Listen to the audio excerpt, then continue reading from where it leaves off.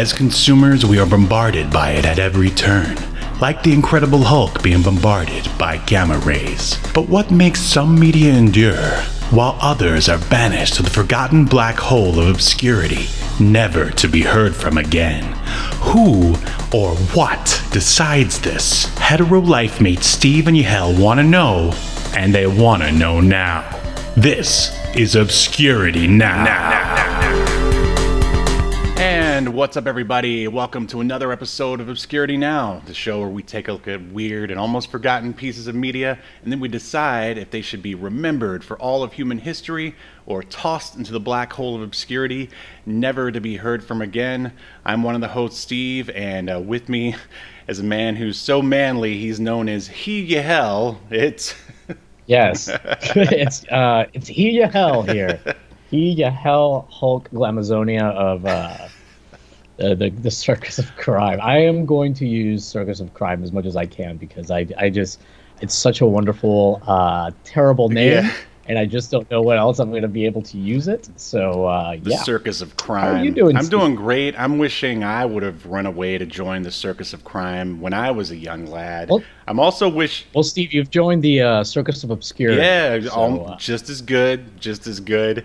I wish we would have gone with that name instead of Estancia for our band back in the day. Circus of Crime. Circus of Crime. That actually would have been kind of cool. Yeah, or does that sound too rap rockish? I don't know. Like it sounds like we're going to do a crossover with Crazy Town, like do a follow-up to Butterfly. Oh, horrible references all around, but I loved it. Yeah. So, yeah, in case... I'm not proud. I'm not Nor proud. should you be. And but should we be proud that we are talking about Sensational She-Hulk #1? It's hard to say. It's a little... you got the alliteration going on there. Sensational She-Hulk #1. The second, I guess, ongoing series of She-Hulk, because the original one was called Savage She-Hulk. And why are we talking about... Oh, that's where Eric Larson got it from. I mean, he's only, like, ripped off all of his ideas for the most part. Oh man! I mean, to good, to good execution, I would say. Hey, a lot of characters are derivative. Oh, absolutely. Of other characters, so I don't really have a problem with that as long as the story's decent. And are you afraid Eric Larson's gonna come after us like one Rob Liefeld might someday? He's in this room right now. You will read all the Savage Dragon. No, but yeah, so why are we talking about Sensational She-Hulk #1 in 2022? Well, Steve, as you know, we here at the Circus of Obscurity, we stick to the obscure generally, but whenever we get a chance to be somewhat topical or cover something that's somewhat topical, we jump on it like the pariahs that we are. We're just like all podcasters and YouTubers. We're desperate for views and downloads. So here we are. And attention, Steve, and attention. Oh, absolutely. Let me just make sure my hair is right. I mean, if you think about it, Steve, you and I, we've been in bands. We've been professional wrestlers. We've done acting. I have a YouTube channel. Actually, you had a YouTube channel going for a bit. Now, this is like your third podcast or something. Something like that. We may be in need of therapy because we need a lot of attention. I mean, apparently. This is the therapy, I think. But, I was thinking about that the other day. I think we've been a podcast longer than Estancia was a band, at least when I was with you guys, because I was the last one to join. Like, do you think... Yeah, you joined after Denver left. Right, the last dinosaur, yep. Yep. Anyways, nobody cares about this, but yeah. And actually, I guess it's technically my fault. We read She-Hulk since you gave me a choice between this and something else that was less topical, Sleepwalker. Right. And I said, well, let's be topical. Oh, while we can't. I'm not mad at it. Yeah, let's stop talking about it and actually start talking about it. Ready to jump into He almost spit out his coffee. Ready to She-Hulk. All right, let's. Yeah. So this is the second. Oh, I'm sorry. Yeah, go ahead and run the bumper, Steve. Sure. Thank you.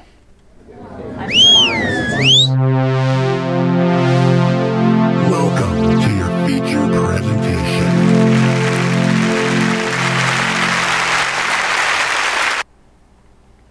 All right. right. You were about to say something important about She-Hulk before we transitioned. No, not really. I was just going to mention something you had mentioned earlier when we first tried recording this, that this is indeed the second, I guess, volume or the second attempt at Marvel putting out a She-Hulk book. That's correct. In fact, it is mirrored in the name of the story here in Sensational She-Hulk #1. The name of it is Second Chance.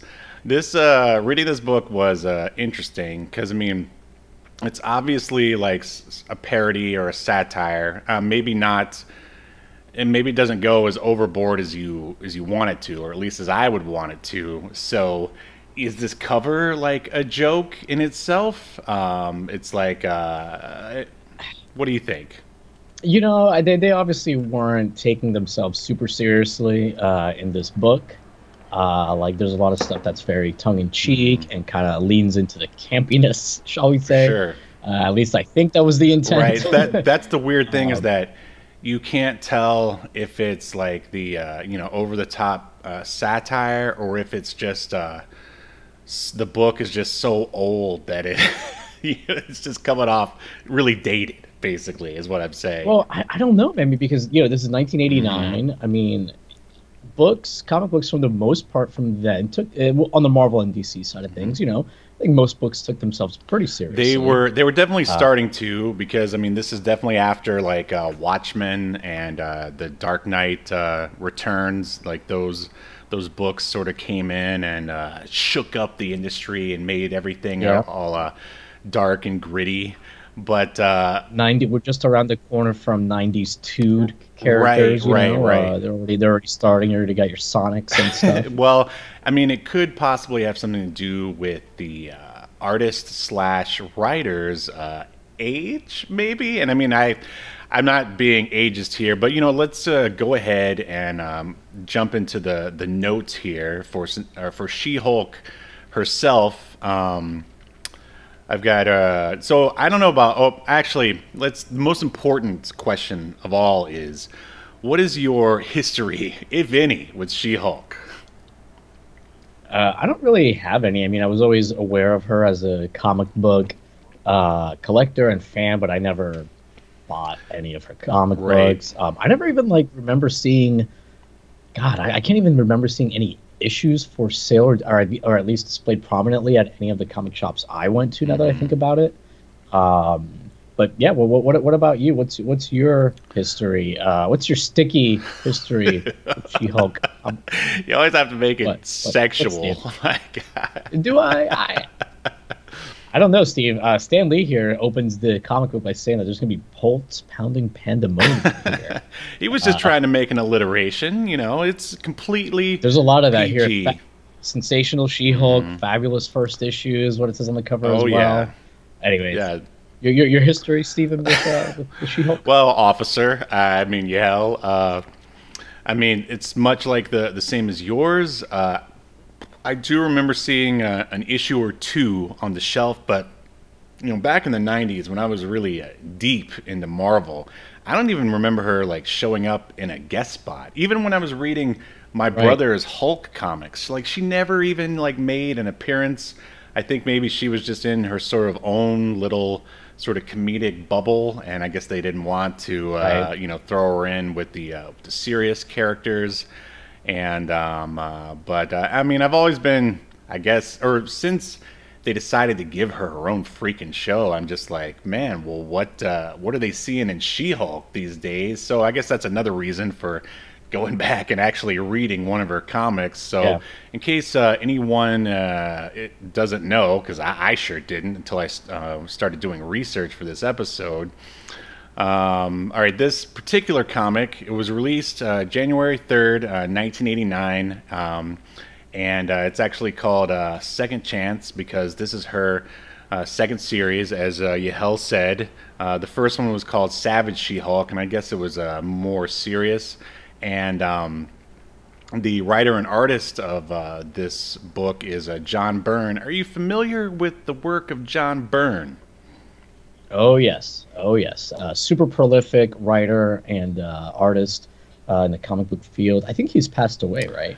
No, it didn't say that on Wikipedia. I think he's a. I'll find out. Okay, then he probably has. You know what? I'm thinking of George Perez, who passed away. Oh yeah, the artist of the Ultra Force and nothing else. Yep. Nothing else? Steve? Nothing. Well, he's most known for the Ultra Force, basically. Oh, that's what he's most known for. Yeah, I could have sworn he did something on, I don't know, something called Final Crisis. I'm not familiar with it. Never heard of it. But yeah, John Byrne was a big deal. Even though I think probably by the time you and I started reading in the 90s, like I didn't see him too much on mainstream stuff. I remember a lot of talk about his Dark Horse book, Next Men, which I remember looking at once and having no idea what was going on. Did you ever look at a Next Men comic? No, I mean, I hope that was like supposed to be a parody or something, because otherwise, yeah, I mean, I don't know anything about him, to be honest, but yeah, basically, as Yahel said, he's a big time superstar. According to Wikipedia, he's British born but naturalized American author, and of course, just like all the Image guys, he was at one point he was on Uncanny X-Men and Fantastic Four, and I think that's what a lot of people remember him from. And he also worked on Superman for DC. And he also did another one of his creator-owned books that was big in the 90s was Danger Unlimited. So I guess John Byrne, who was a really big deal, he wanted to work on She-Hulk, saw some potential in her, and decided to pick up the reins on her second series here. And I mean, this was definitely the She-Hulk I remember from the 90s. Like, I don't know if you look. Yeah, I mean, in the thumbnail, I kind of have her more current look, where she's a lot beefier and wears that sort of purple swimsuit or whatever. And also, I think a lot of gamers would know that look from Marvel, which is it Marvel? Their fantasy. Marvel vs. Capcom 2, I think, is what. Yes, yeah, of course. So, Steve, before you move on to the other people that worked on this book, we have a first as far as for this podcast in terms of when we've covered comic books. Do you know what the first is? No. Well, Steve, I'll tell you. John Byrne has worked on Star Trek comic books. Oh my God, this is amazing. So we have the first comic book Star Trek connection. He worked on the miniseries called Star Trek Alien Spotlight that he said, I guess in some interview, that he called it a self-described it as a professional fan fiction, but it was put out on IDW. He also worked on Star Trek Assignment Earth 1 through 5, Star Trek Romulans 1 through 2, Star Trek Crew, and then he did a couple 2009 Star Trek books. So he's actually written quite a few. And drawn quite a few Star Trek comic books. All right, well done. Here it comes, just for you, buddy. Oh no! We've just entered another Star Trek connection. Wow, I can't believe I didn't see this coming. I know you were not expecting that. No. Wow, that's what I love about our show. It keeps everyone on their toes. Like, you think you're going to tune in and hear some guys review a kid's show. Instead, they're talking about orgies and God knows what else. Just real quick, a few of the other people who worked on this book. The inker was Bob Wyasek. I mean, all these people are basically just sort of Marvel bullpen regulars who worked on everything at the time. This is an interesting name. Glynis Oliver was the colorist. And of course, the publisher is Marvel Comics. And then John Byrne just did everything else. He's a double threat. I'm sure he's a triple threat in some other way. We just have to figure it out. Just to get into She-Hulk herself, her first appearance was in the Savage She-Hulk #1 back in February of 1980. And I was even a little foggy on her origin. But here it is, in case nobody knows. And it's her name is Jen Walters, and she's a lawyer. And after an injury, received an emergency blood transfusion from her cousin, Bruce Banner, and acquired a milder version of the Hulk condition. As such, Walters becomes a large, powerful, green-hued version of herself. Unlike Banner, she largely retains her personality, in particular the majority of her intelligence and emotional control. Like Hulk, she is still susceptible to outbursts of anger and becomes much stronger when enraged. In later series, her transformation is permanent, and she often breaks the fourth wall for humorous effect and running gags. Do you have anything else to say about this cover here? I mean, again, I don't think the cover's great as a cover per se. There's no action. Normally you think you'd want like a really like flashy, catchy cover for your first issue, right? To get people's attention. Right. Especially considering, I guess, the first book didn't sell that great. Right. By their own admission here on the cover. However, I guess it's also like pretty unique cover, and I can't remember seeing a cover from Marvel around this time that was like breaking the fourth wall and talking to the reader. So I guess it's got its pros and cons. I don't feel great about it, but I don't feel particularly bad about it. Well, I mean, I sort of feel the same way. I mean, I think they're just trying to show you that, this is a funny book or a satire, if you will. It's like, I guess the idea is that you're looking at the rack of comics and your eyes just land on She-Hulk because she's so hot, and you're like, oh my God, she's talking to me, how hilarious. But I do. All right, I mean, not that I'm in any position to criticize the great John Byrne, but like, isn't her like stomach a little weird? I don't. I was kind of wondering that too, but I think it's because she kind of has her hips cocked to the side. All right. That it looks a little odd, and I think it's anatomically correct. I just don't think we're used to seeing that pose. Right. I gotcha. All right. Well, I don't think we've got any Rob Liefeld level criticisms here. Those hands are beautiful, beautiful hands, and I'm sure. Yes, and they exist. They're not covered up by anything. The fingers are good, are great too.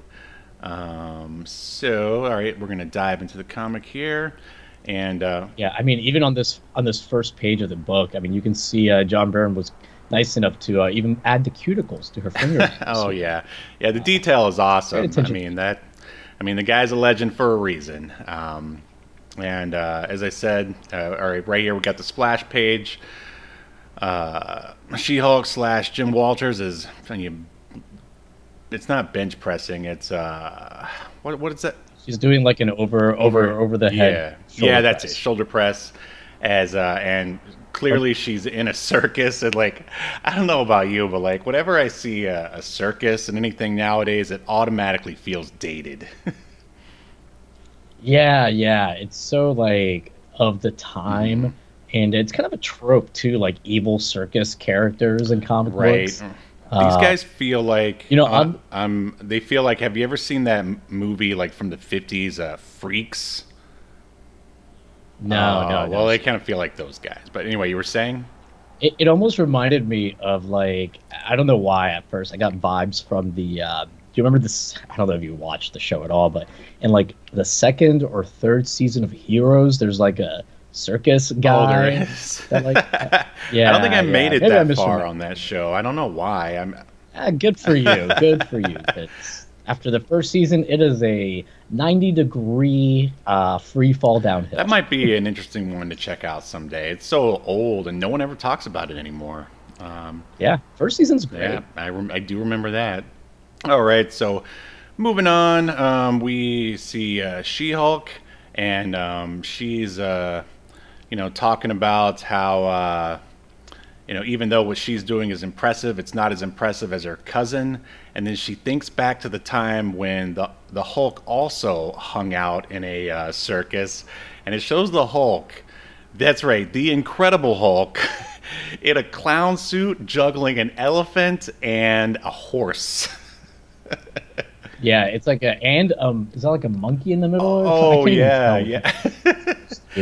Oh man. So yeah, I mean, as we were talking about, it's almost hard to. All right, obviously this book is supposed to be funny and satirical, but yeah, at the same time it also feels dated though. And I don't know. I never wanted to see the Hulk in a clown suit, but hey, give Disney a few more years and it's gonna happen.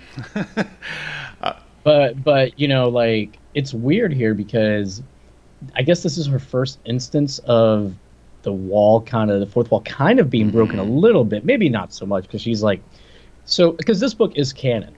So this really happened, where like Hulk, this is a part of his life. And she says, maybe you read about it in the first issue of the Avengers comic to the guy she's talking to. Oh, yeah, that was funny. So in this world, I guess the comic books exist, and they have real stories that happen. So I don't know. I guess they're comic books / little documentary books. I don't know. It's very weird.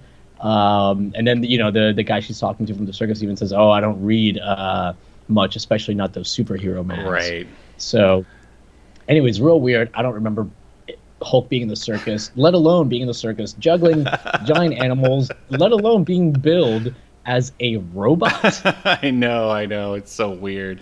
It's and then it only gets even weirder and campier.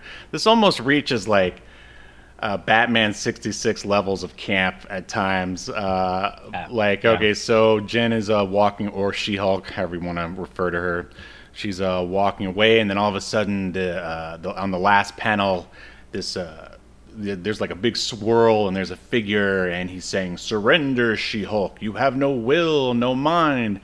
And no, it's not the Shadow, though I wish it was. Instead, we get the Ringmaster. And he's like, yep, Stone Cold Steve Austin. I was gonna make that reference. Good job. Well, they did have the WCW comic at Marvel at this time, so they could have made it happen. But of course, he wasn't the Ringmaster back then. But anyway, yeah, he was stunning Steve Austin. That's right. So the Ringmaster's. Why don't you take a crack at describing his look? So he's basically got like a fairly traditional-ish kind of Ringmaster outfit, but it's like the coat is green with black stars, as are his boots. I'm getting real his pants are Riddler vibes. Yeah, it's very Riddler-esque. It's like a fancy Riddler outfit, and instead of question marks, he's got stars. Right, and his hat reminds me of the Mad Hatter. So that's like two Batman villains smashed into one to make one Ringmaster. Yeah. So basically he explains how he uses something in his hat to hypnotize people. And he says the She-Hulk is mine to do with as I please, which, if you could construe that in some pretty horrible ways. This clown here with the cigarette, though, is pretty hilarious. He's basically Krusty the Clown. Yeah, basically. So he's saying that the clown here is like, not quite Maynard. I guess that's the Ringmaster's real name. There's still the matter of the $3 million, because as it's going to be revealed, the Circus of Crime, which is what the Ringmaster controls here, was hired by these sort of nondescript scientists or whatever to test the She-Hulk. And so he says, shut up, the money's as good as in the bank. The Circus of Crime may not be for hire, but only on, or may be for hire, but only on my terms. So now we are actually in the lab with those aforementioned scientists, and they're just sort of talking about their plan. They're in silhouette. You don't really get a good look at them, and for some reason there's a weird claw thing in the last panel. Do you know what that claw thing was for? In the very last panel, we see that character. Oh, right, the weird dark Vulture, Mr. Burns looking guy. Yeah. We see that character. See, that's well done, Mr. Burn. Well done, Mr. Burn. Giving us little hints there, and there's other hints of the other characters that are hanging out with these guys. But yeah, basically. Yeah. I'm sorry. Continue. And it's weird. They make a thing all throughout this issue about how no one's ever been able to make any charges stick against the Circus of Crime. This is the first instance of that. I don't know. It's just so funny, how shoehorned it is into here. It's such an unnatural conversation where one of them calls them felons, and the other scientist is presumed felons, doctor. No one's been able to make a charge stick on them. Just very right. Weird, well, it kind of works because it makes She-Hulk, spoiler alert, victory at the end, I guess mean all that much more. If anything can mean anything in this book. But moving on, so we now see She-Hulk sitting in a chair, and basically the Ringmaster asks her to basically recap her origin. And first, of course, she has to recap the Hulk's origin. To which she does, and then she talks about how she was on a case going up against some gangsters, and then while she and Bruce were driving in a car somewhere, they basically ran them off the road, and she had to get an emergency blood transfusion from Bruce. Like she got shot, I guess, is the implication. And then that's how she became the She-Hulk. And it's funny, he's basically like, okay, I think we've heard enough, says the Ringmaster, like just enough, to catch up the reader on her origin. And then by the way, the implication here is that Bruce Banner can at any time create more Hulks with just a blood transfusion. Well, so I mean, that's a little weird. I guess early 2000 or to like early 2000s to 2015, I mean, the amount of Hulks in the Marvel Universe was like getting out of control. There was the Green Hulk, the Red Hulk, his like son that was from Planet Hulk. There was She-Hulk and Red She-Hulk. So I don't know. I mean, and it wasn't all from blood transfusions, but I mean, yeah, that's a very good point. Yeah, and she talks about how she got like an extra dose of radiation, and that's how she ended up being permanently big and green good or whatever. job. Yeah, because I guess before she was able to transform the way Bruce does, but now she's just stuck being green all the time, and who wouldn't want to be? But she does not have a secret identity, unlike the right, Hulk. right, or he tries to. Hulk just wants to be left alone. When is the world going to learn that? I get him. He's an introvert. Do you think if Captain Kirk were to meet the She-Hulk, he would immediately be attracted to her? Oh yeah, because in the original series he hooks up with an Orion, which is a green alien, basically look exactly like She-Hulk. Right. Of course, that's why I mentioned it. Good job, buddy. Wait. No, Steve. Good job to you. All right, we'll give each other a high five later on when the next time we meet physically. So yeah, basically, the Ringmaster here looks to this rather effeminate-looking guy called the Professor, and he's like, "Oh, do you think your makeup wizardry is up to the task?" And he's like, "Sure." And then on the last panel here, it says 2 hours later, and basically the She-Hulk is transformed into, well, she's now white. She has this ridiculous sort of red wig. And I don't know, lip fillers. Basically, she looks like an Instagram fitness model now. It's what she's been turned into. Well, with an outfit that was like stolen from like a go-go dancer from like the 60s or something. Yeah, it's pretty wacky. And now she is being called Glamanzonia.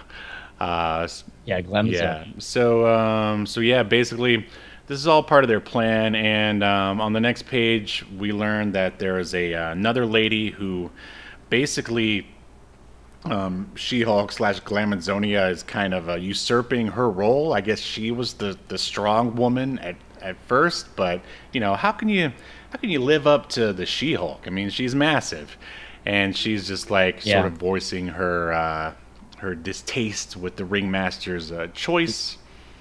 Oh, Princess Python. Yeah, that's her basically. name. Yeah. And basically, she's upset that she's not going to be. She feels like she's not going to be the. What does she describe herself like as eye candy or something? I can't remember. Yeah. She's like, "What am I, chopped liver? Hey, walk in here." Yeah, she turns into Rodney Dangerfield. Right. That's when that's the one great thing about reading older comics is when they have just old slang from the time thrown in there. Like that sounds like something the Three Stooges would say, or Rodney Dangerfield, as you said. And that got me thinking, we should probably do older comics, because have you ever seen, there was a time, I guess back in the 40s, when the word boner basically meant like jokes or like, you know, shenanigans or something. So there's Superman comics. Yeah, I think I've seen some. Where he's I've seen those those panels with like they're saying boner over. Yeah, we and could over. have a real good time with those boners. I'm down. All right, I'm down. so moving on. All right, it's basically showtime for the circus. Everybody's packed in to the bleachers, and out comes the ringmaster to welcome them all there. And how did these? Hold on, Steve. How did these people even find out about there being a free show at the circus? There's no internet. Flyers, baby, flyers. Yeah, I guess, yeah, those always work real well. I can see the flyer right now. Circus of Crime invites you to...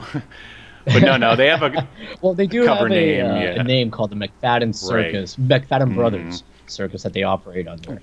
But yeah, they're at least weren't stupid enough to call themselves the Circus of Crime to the public. Right, exactly. So yeah, the crowd is commenting that the bleachers have seatbelts for some reason, and along comes Glamanzonia. She lifts them up, and everyone's okay with it. They're just like, whoa, this must be part of the show. And I don't know, there's some funny little, at the end here, a guy is like, man, I wouldn't want to bump into her in a dark alley. And another guy's waving his hand, and he's like, hey, I would. It's like just cheeseball stuff. So on the next page, let's see. Ringmaster, he's saying, talking about those seatbelts, saying that everybody needs to fasten them at the as soon as possible, and then basically the ringmaster hypnotizes the entire crowd. And here's another funny little thing. It says like, all right, another second or two, and they'll all get their diplomas from Zombie High.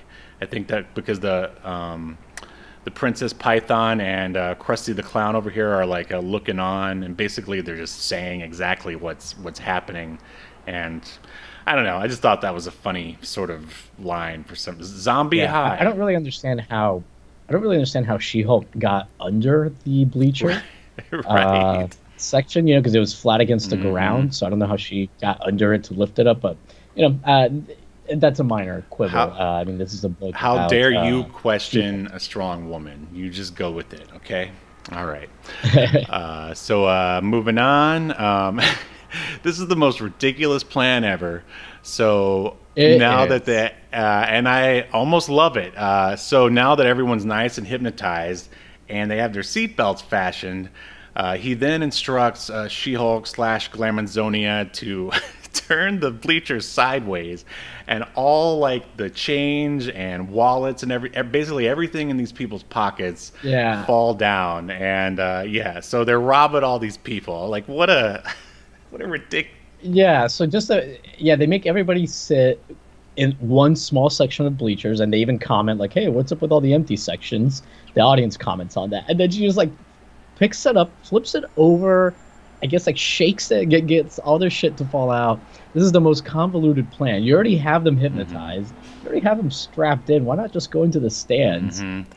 And then so the ringmaster then he says, very well now, Glamanzonia, put the stall back in place, and I will leave them with the hypnotically induced impression that they have just seen the, turn the page, greatest show on earth. And then everyone is leaving the circus saying what a great time they had. And then so basically the circus is over, and this just came out of nowhere, but I kind of appreciate the sort of B plot that John Byrne tried to throw in here. It doesn't even really need to be there, but all right, so out of nowhere, this like, what do you call it? Like a cart or a caravan? Like a wagon. Yeah, wagon. There you go. Like a covered wagon, because this took place in the 1800s. This took place during the Oregon Trail. Yeah, watch out, She-Hulk. You're gonna get dysentery. So this wooded covered wagon goes towards She-Hulk and a few of the others, and she just smashes it, no problem. And this really turns out to be a big deal for those nondescript scientists we were talking about earlier. They're like, oh, we just want to test the She-Hulk. She can't be hurt.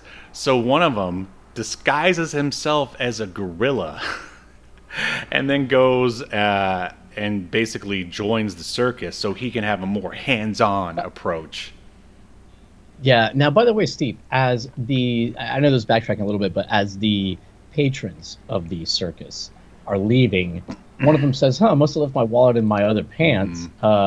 Wouldn't they all start to notice that like shit's missing right away? And like, because they even mentioned that they the bad guys mentioned that they took $3,700 in cash plus some jewelry, pocket watches, etc. Like, people would notice like their jewelry and stuff is missing. Maybe they might not notice their wallets right away, but I don't know. Just this is a terrible, terrible plot. But I guess maybe the guy could have. I would have liked to have seen them also give them the impression that nothing was stolen, because it's ridiculous. Right. You have to really suspend your disbelief. Oh yeah, I mean, I think I'm pretty sure it's ridiculous on purpose. But yeah, I mean, you could, to play devil's advocate, maybe they're already hypnotized, so maybe it's like the idea is like, oh, we just saw the best thing ever, so they're just busy talking about the circus. They don't have time to feel around in their pockets. They're list. Yeah. Right. Well, anyways, like you said, we've got one of the scientists dressing up as a gorilla of some sort. Right. I can't wait for this to actually show up in the She-Hulk show, if it does. I wanted to try to watch a little bit of it just so I could like come back and report on it, but I just didn't have the time. So yeah, he dresses up as a gorilla because it's time one of us took a more personal involvement in this project. And so he's walking by yet another covered wagon where She-Hulk and the Ringmaster and the rest of the Circus of Crime are hanging out. You know what else this circus gave me vibes of, especially this wagon, is from the Care Bears movie. You remember? Oh yeah, yeah. I could not help but think about that. I'm waiting for that book with the bald, green-headed woman in it to show up. Now, wouldn't that be a surprise? At this point, it would not surprise me. John Byrne. This is a giant. The interior of this wagon is right. huge. Well, John Byrne was so high on his own. He was a real mark for himself at this time. So he was like, I can do anything I want with She-Hulk. So yeah, basically the Circus of Crime is saying that that covered wagon incident with She-Hulk was no accident. Someone was aiming at it, and of course they blame the Princess Python, whose name is Zelda, and she's like, I couldn't have done that, I was on the other side of the tent. I mean, and really, like, why would you think a wooden wagon could stop the She-Hulk? But so right? Well, yeah, I mean, that's kind of my problem with it, because it's like, why would the person that throws the wagon at her think that they could stop her, and why would these scientists think that like that's gonna hurt her or put her in danger? I know that they're testing her abilities, but they have to know enough that like that's not gonna stop her. You think so? Really, I think maybe John Byrne just wanted to draw the She-Hulk and not really think about rules and stuff. Because She-Hulk, because when the wagon is like barreling, and how fast could you really push a wagon? Also, anyway, but as it's coming through, she ends up punching the wagon, and it literally just like turns into like she obliterates it. It turns into a million pieces with one punch, and that's when the scientist is like, "Oh, she's in danger." Is she in danger of what? Getting a splinter? Like, there's no danger. And the amount of detail he puts in those splinters was pretty awesome. And it's happening again on this page here as well. We're about to get to it. So outside of this other covered wagon, the scientist, disguised as a gorilla, looks on and listening in to what's going on. And I really like this word here. The Ringmaster is like says that the Python Princess could have easily have charmed one of those roustabouts. Like, you don't see that word enough these days. No, you and really so I guess the strongman of the circus sees that the gorilla is looking on, and he goes, "Hey, one of them gorillas has escaped." And so of course they tell She-Hulk to go get him. And then in the second to last panel, the strongman goes, "Hey, wait a minute, I just remembered. This circus doesn't have any gorillas." And then Krusty the Clown is all like, "Oh yeah? Well, maybe you'd better tell him that." And my favorite thing about this last panel here is that the gorilla is throwing barrels. And it's like, is this a Donkey Kong reference? Like, I think so. It's gotta be. Like, is John Byrne a gamer? Like, yeah. But apparently the guy in this gorilla suit is super strong. You know, because he's like literally jumps over. I mean, he's throwing like freaking barrels, like oil barrels. Right. And here he is on the next page, like jumping. I mean, you know, I used to be a suit character at Universal Studios, and dressing up in Shrek, I mean, it was hard to just even regularly walk in there, let alone jump over, you know, a 7-foot-tall woman. And believe me, I tried that once. Right. So yeah, anyway, he says, the scientist / gorilla says, "This won't do at all." And he swipes the ringmaster's hat in order to make it so She-Hulk here... He's going to dehypnotize her. But basically. Not completely, just enough to where she won't be interested in him, but it backfires, and he does indeed completely dehypnotize She-Hulk here. And man, this profile here of She-Hulk in the last panel is not good. She looks like a man, baby. Like, yeah, it's a little weird, her face, for sure. So yeah, she comes to, and she's all, "What is going on here?" And then she goes, "The ringmaster, and unless I miss my guess, the circus of crime." And they all go, "Miss my guess, Steve." Like, who says that? I mean, again, this is like campy Batman 66 dialogue, basically. Yeah, I guess so. I just never heard that like phrase. "I miss my guess." And so they all go, the circus of crime goes, "Run for it." And she goes, "Oh, no, you don't." And yet we get our second covered wagon gets smashed here. They just have plenty of covered wagons to throw around here. Listen, I don't know what happened in Burns' childhood with a wagon. I think he's working out through some issues here. Right. Because, yeah, there's a lot of... Because the first wagon gets smashed with a punch into a million pieces. Then we have She-Hulk burst out of the wagon that they're inside of to go recapture the gorilla. And now she's just thrown this wagon and destroyed it as well. So I don't know what's going on. And actually, then we see the last panel on this page, she's ripping, like, bars off of another wagon. Right. I think... What happened to John Byrne? Was he dumped like inside of a wagon by his first love or something? What's going on? They were John? making out, and I think maybe he just really likes drawing wood splinters. I don't know, but yeah, we'll have to ask him if we ever see him at a con. Maybe he'll show up at that con you're going to. Maybe. But yeah. So next. So anyway, the guys are running away, right? And then, like, this is so convoluted. She rips off, like, the bars off that wagon. And then she, like, throws them into the air. And these, like, wooden bars, like, happen to land in a circle all around the bad guys who are running away. And then she, like, makes, like, a little jail cell out of it and, like, ties up, like... What? This feels like DC, like, cheese from, like, the 40s or 50s, like something Superman would have done back then. Yeah, this is very golden age. Yeah, there you go. That's the term to use. So yeah, she easily defeats the circus of crime, and just then she's like, "Somebody needs to call the cops." And so she sees the cops are already arriving, and then on the next page, we see She-Hulk. I guess she's in her apartment, or maybe she's supposed to be at the police station. I think she's at the police station. And she has just had a shower, so she's back green. She's toweling off, and there's a female officer there. She's like, "Hey, we got you some clothes here because the ringmaster shredded your old outfit." Yeah, they like say that they like ripped them off of you. They must have ripped it off of you when they changed you. So basically, they saw her. Right. So that was in the director's cut. That was a panel that John Byrne kept for himself, and he made sure there were no wooded wagons around when he drew it.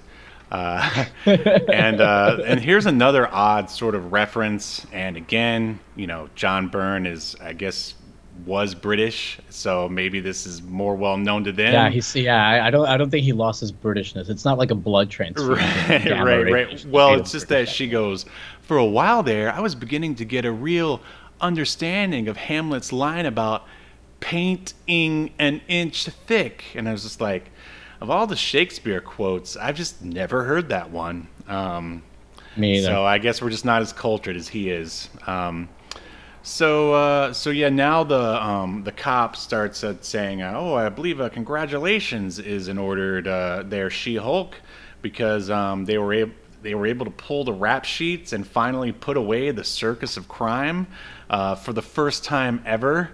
And then also she explains that the ringmaster started saying that Zelda was trying to kill She-Hulk, but then it turns out that the very effeminate-looking professor slash makeup guy has been carrying a torch for Zelda slash the Python Princess this whole time, and he was the one who apparently had the Herculean strength to hurl that wooded wagon towards She-Hulk. I mean, it makes no sense. No, it really, really does not make any sense at all. But, you know, it's not... There's plenty of things that don't make sense, right? In this, it doesn't make sense, but kind of in a fun way. I mean, and I just think, I mean, he at least bothered to try to have some kind of intrigue in there. So good for that. So then She-Hulk is like, well, where is the ringmaster? I want to go talk to him. And then another weird thing said by the cop is like, oh, they're back there in the cages. It's like, isn't it called a jail? Like, but and she's like, there's been something off about this whole gig. And so she goes to the cages, aka the prison. And I was like, what was this all about, ringmaster? And of course, he's more than willing to spill the beans, saying that he got paid by the nondescript scientist $3 million to test your strength. And she wants to know who it was, and he says, oh, we never saw them, we were just intermediaries. And here we get a big time fourth wall break where she says, oh great, some anonymous bad guy is ready to spend $3 million to find out how tough I am, and I know how these things work. It'll be at least my third issue before I find out who it is. And then she goes, although you readers will probably find out on the next page. And this like really threw me off when I read, because I was not expecting it like at all whatsoever. I was like, what the fuck is happening here? And then we're back with those scientists, and they're basically talking about that they were the ones who called the police because he wanted to pull the other scientist out who was in the ape suit. The scientist that was not in the gorilla suit is the one that called the police because he thought like basically it was an unacceptable level of danger that they were putting the She-Hulk in. With all this indestructible She-Hulk. Like the logic here is just amazing.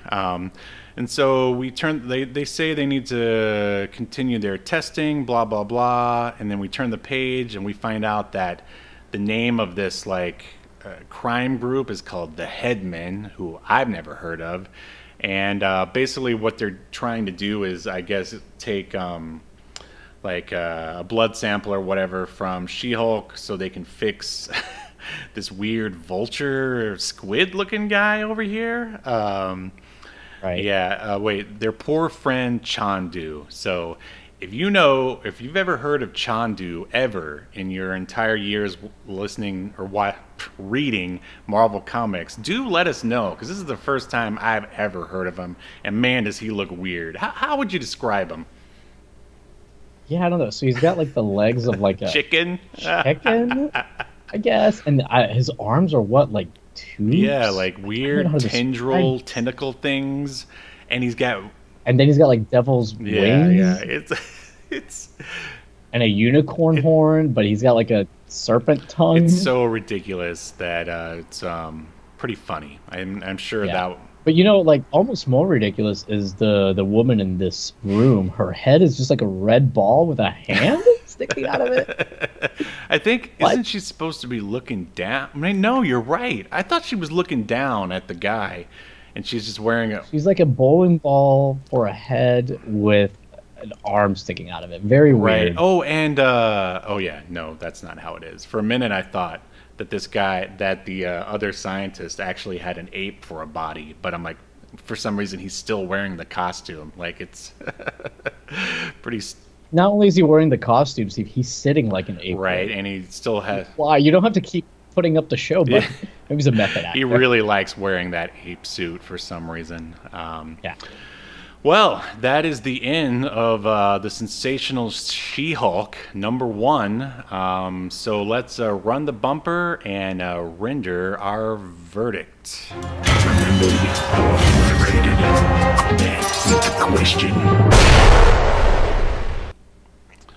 All right. So, Yahel, do you think that the Sensational She-Hulk #1 should be remembered for all of comics history, or tossed into the dollar bin of obscurity, never to be heard from again? I don't know, man. This is a tough one because I don't know if I'd say it's good, but I also wouldn't necessarily say it's bad. And I can definitely see how like it might be fun, a fun book, that doesn't take itself too seriously with the fourth wall breaking. You know what? I'm gonna say keep it. Wow. But let's say yeah. Yeah, I mean, I was really on the fence too. I would say like it's not funny enough, though. I would say there's probably potential for it to get even crazier, Right. because this lasted like 40 issues, 60 issues, if I'm not mistaken. So you can only imagine that it's going to get even wackier as it goes on. But I mean, Well, I mean, what's up? the last page says that next issue, the terrible Toadmen. So Right, this is almost like The Tick. This is Marvel's The Tick. For yeah, I can see that. And yeah, I mean, I think I'm just gonna have to go ahead and kill it so we can have a stalemate, because I think this deserves a stalemate. Man, let me find the stalemate. We haven't used it in so long. All right, here it comes.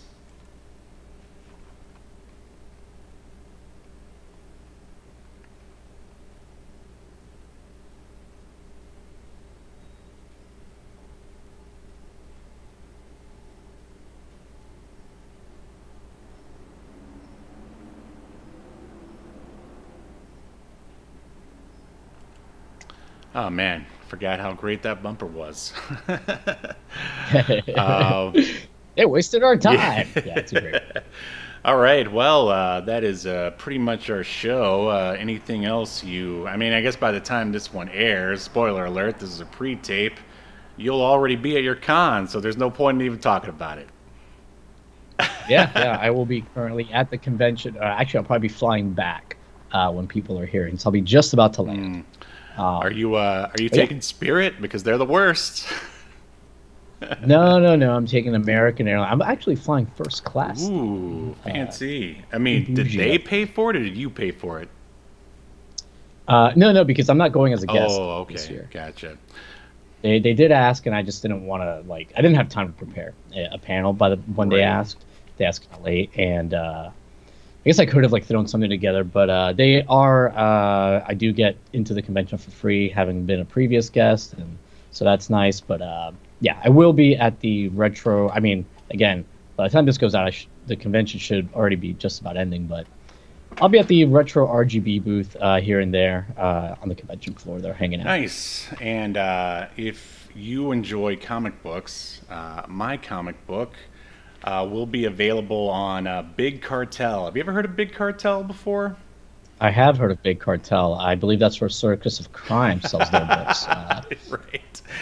No, I have heard of Big Cartel. It's like a merch store, Yep. right? Yeah, I think we're going to have a whole, well, I mean, not that I have a whole bunch of, merchandise already, but that'll be the Reptilian Media Store, where maybe we'll have a sticker for this show at some point, or something. But yeah, starting soon. My book, Escape to Earth, will be available to purchase there in physical form or digital if you like. Hopefully there will be a link in the description by the time I post this. And I guess that's it. And don't forget to subscribe and tell all your friends, and follow us on TikTok and every other possible social media place. And it's at Reptilian Media on TikTok. And we'll see you next Sunday as we continue to unearth even more obscure media only on Obscurity Now. See ya. You've been enjoying Obscurity Now, a podcast that's recorded live to tape and streamed to Twitch and YouTube.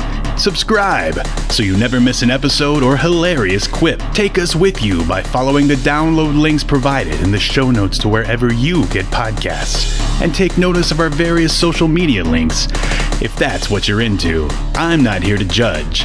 And make sure you join us live next week at 6 p.m. Eastern, 3 p.m. Pacific as we continue to discuss more obscure media only on Obscurity Now.